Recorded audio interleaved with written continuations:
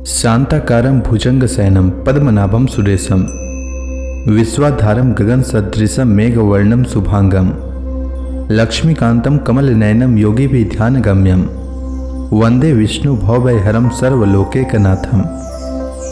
मंगलम भगवान विष्णु मंगलम गरुणध्वज मंगलम पुंडरीकाक्ष मंगलाय तनोहरि। ओम नमो भगवते वासुदेवाय। आज का दिन आप सभी के लिए मंगलमय हो। आज मैं अगन मास कथा का 15वां अध्याय सुनाने वाला हूँ। तो आइए सुनते हैं अगन मास कथा का 15वां अध्याय।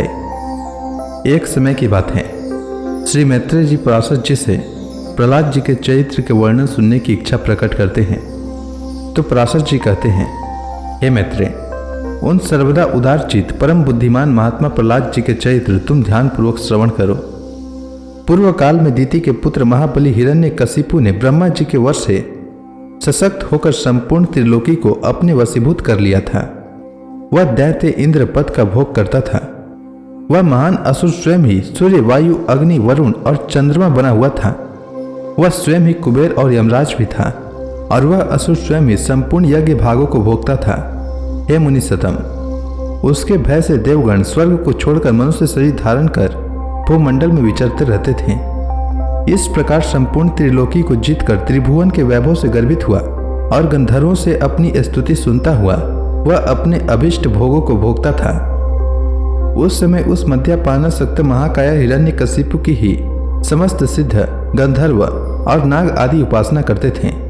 उस दैत्यराज के सामने कोई सिद्धगण तो बाजे बजाकर उसका यशोगान करते और कोई अति प्रसन्न होकर जय जयकार करते, तथा वह असुरराज वहां स्फटिक एवं अभ्रशिला के बने हुए मनोहर महल में प्रसन्नता के साथ मद्यपान करता रहता था। उसका प्रहलाद नामक महाभाग्यवान पुत्र था।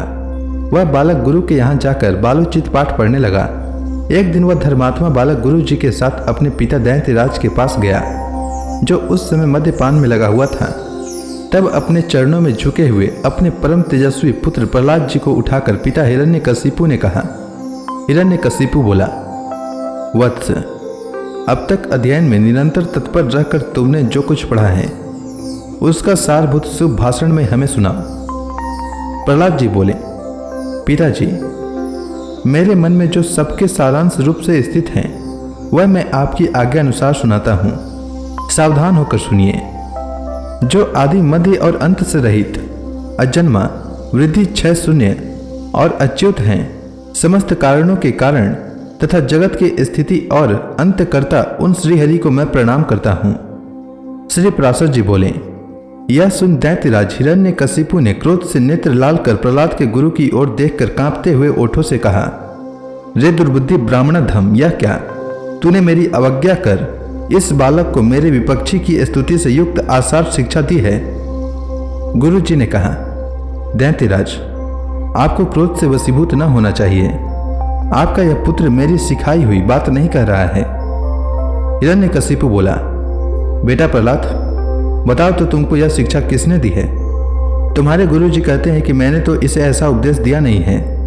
प्रहलाद जी बोले, पिताजी, हृदय में स्थित भगवान विष्णु ही तो संपूर्ण जगत के उपदेशक हैं। उन परमात्मा को छोड़कर और कौन किसी को कुछ सिखा सकता है? हिरण्यकशिपु बोला, अरे मूर्ख, जिस विष्णु का तू मुझ जगदीश्वर के सामने धृष्टता पूर्वक निशंक होकर बारंबार वर्णन कर रहा है, वह कौन है? प्रहलाद जी बोले, योगियों के ध्यान करने योग्य जिसका परम पद वाणी का विषय नहीं हो सकता तथा जिससे विश्व प्रकट हुआ है और जो स्वयं विश्व रूप है, वह परमेश्वर ही विष्णु है। हिरण्यकशिपु बोला, अरे मूढ़, मेरे रहते हुए और कौन परमेश्वर कहा जा सकता है? फिर भी तू मौत के मुख में जाने की इच्छा से बारंबार ऐसा बक रहा है। प्रहलाद जी बोले, हे तात, वह ब्रह्मभूत विष्णु तो केवल मेरा ही नहीं बल्कि संपूर्ण प्रजा और आपका भी कर्ता, नियंता और परमेश्वर हैं। आप प्रसन्न होइए, व्यर्थ क्रोध क्यों करते हैं? हिरण्यकशिपु बोला, अरे कौन पापी इस दुर्बुद्धि बालक के हृदय में घुस बैठा है जिससे आविष्ट चित होकर यह ऐसे अमंगल वचन बोलता है? प्रहलाद जी बोले, पिताजी, वे विष्णु भगवान तो मेरे ही हृदय में नहीं बल्कि संपूर्ण लोकों में स्थित हैं। वे सर्वगामी तो मुझको, आप सबको और समस्त प्राणियों को अपनी अपनी चेष्टाओं में प्रवृत्त करते हैं। हिरण्यकशिपु बोला, इस पापी को यहां से निकालो और गुरु के यहां ले जाकर इसका भली प्रकार शासन करो। इस दुर्मति को न जाने किसने मेरे विपक्षी की प्रशंसा में नियुक्त कर दिया है। श्री पराशर जी बोले, उसके ऐसा कहने पर दैत्यगण उस बालक को फिर गुरु जी के यहाँ ले गए और वे वहां गुरु जी की रात दिन भली प्रकार सेवा करते हुए विद्या अध्ययन करने लगे। बहुत काल व्यतीत हो जाने पर दैत्यराज ने प्रहलाद जी को फिर बुलाया और कहा, बेटा आज कोई गाथा सुनाओ। प्रहलाद जी बोले, जिनसे प्रधान पुरुष और यह चराचर जगत उत्पन्न हुआ है, वे सकल प्रपंच के कारण श्री विष्णु भगवान हम पर प्रसन्न हो। हिरण्यकशिपु बोला, अरे यह बड़ा दुरात्मा है, इसको मार डालो। अब इसके जीने से कोई लाभ नहीं है, क्योंकि स्वपक्षी की हानि करने वाला होने से यह तो अपने कुल के लिए अंगार रूप हो गया है। श्री पराशर जी बोले, उसकी ऐसी आज्ञा होने पर सैकड़ों हजारों दैत्यगण बड़े बड़े अस्त्र शस्त्र लेकर उन्हें मारने के लिए तैयार हो गए। प्रहलाद जी बोले, अरे दैत्यों, भगवान विष्णु तो शस्त्रों में, तुम लोगों में और मुझ में सर्वत्र ही स्थित हैं। इस सत्य के प्रभाव से इन अस्त्र शस्त्रों का मेरे ऊपर कोई प्रभाव न हो।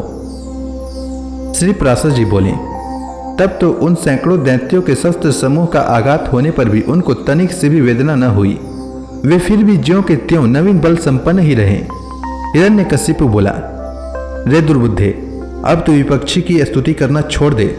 जा, मैं तुझे अभय दान देता हूं, अब और अधिक नादान मत हो। प्रहलाद जी बोले, हे तात, जिनके स्मरण मात्र से जन्म, जरा और मृत्यु आदि के समस्त भय दूर हो जाते हैं, उन सकल भयहारी अनंत के हृदय में स्थित रहते मुझे भय कैसे हो सकता है।